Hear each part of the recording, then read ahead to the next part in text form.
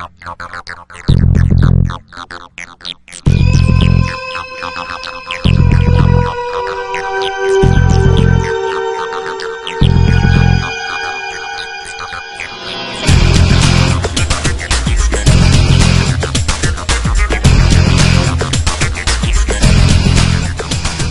there traders, it's Jeff from thestockbandit.com. Thanks for joining me for this video. And as we head into a brand new week of trading, we always take a look back. We look back at what's the character of the market been, where are the key levels that we need to pay attention to, and therefore what may drive the buying or selling action in the days ahead. We know that's going to dictate to a large extent how individual stocks move. So that's what this weekend video is always about, and I'm always thankful that you've joined me. So last week we saw the indices continue higher. We saw a couple of them making big headlines regarding the Russell and the Dow, each of them at different times during the week, capped off 10-day winning streaks, and that's very significant. We have all-time highs for both of those indices. We've also got the S&P coming up within 1% of its all-time high. And so it's been a big, impressive run for this market. However, the pace has slowed in recent days. So let's take a look here, starting off with the NASDAQ. Last week, this index was up just 4 points. However, it was up again. And the first thing that really stands out on this chart, by the way, if you're not watching this in full screen mode, go ahead and go to that. And if you've got a good, fast internet connection, select the HD option on the little gear right there in the player. It'll give you the highest HD quality. But you know, the first thing that stands out on this chart is this big volume spike on Friday. Well, volume was tremendously heavy on Friday, but not for the bearish reasons that it might appear to be with this big negative down day. In fact, price only retreated by 9 points or so. However, it was quadruple witching day, so we had expiration for a number of different products, and that just typically happens. Obviously, I mean, that happens that happens once every quarter is what I'm trying to say. However, it's not a big indication of extremely heavy selling pressure. It's not really an indication here at this stage in the rally that, something's going terribly wrong. It simply is related to quadruple witching, and that happens once a quarter, and it's no big surprise when we do see it. In fact, take a look back here at the last big spike that we saw. That was the one for December. So for the NASDAQ here, the levels to be watching, we've got this prior breakout at 31.96. We've got this unfilled gap right here. It goes down to 31.82. So if we do start to see a little bit of profit taking kicking in, and certainly that would not be a bad thing at this point, that's kind of the next logical zone for price to gravitate toward. Other than that, we've just found some, the highs right here at 32.60, and of course any push through there could certainly continue. And this index has moved mostly laterally of late, which kind of works off the short-term stretched condition that it had really created after this little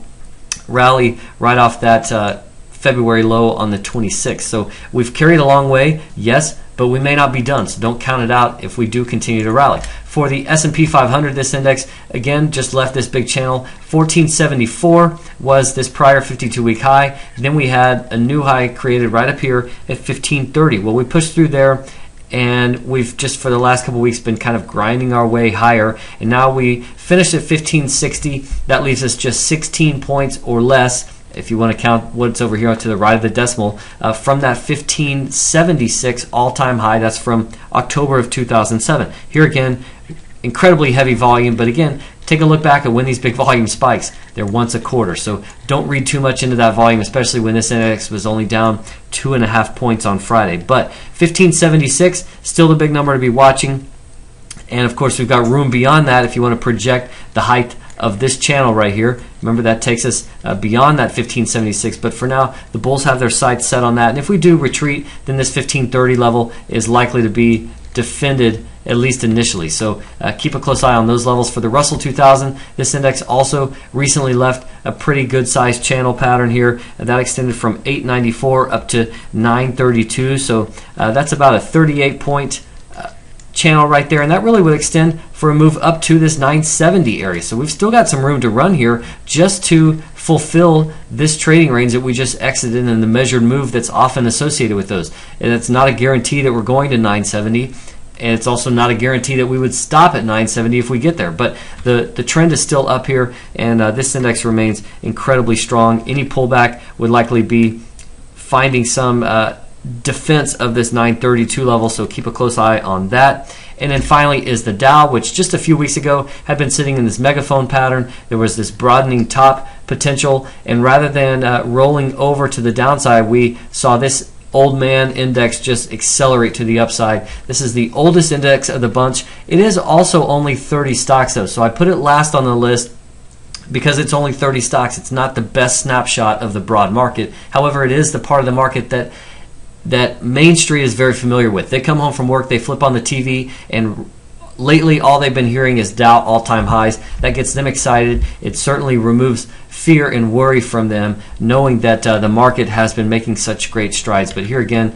extremely heavy volume, which we're seeing on a quarterly basis. That's just quadruple witching for you, so don't be alarmed. This index only gave up 25 points on Friday, but on the week it was up over 117. So 14,539, the short-term level to be watching as the high, but plenty of buyers along the way in recent weeks, and they certainly would be looking to lock in some gains if we do start to see a little bit of profit taking. At the same time, you've got bears who have no confidence. They're going to be eager to cover shorts on any pullback, and you've got underinvested bulls worrying that this market's going to continue running without them. They're likely to put cash to work. So I do expect to see dips remain relatively shallow here in the near term, even if we do start to get a little bit more meaningful of a pullback. If you're looking for some trade ideas to add to your own, stop by, check out the free trial at thestockbandit.com. We're offering a free trial right now, and it's been very well received. We've really been hammering out some pretty good trades lately, and it's a great way to just stay on top of what's going on in the market on a regular basis. We deliver it right to your inbox,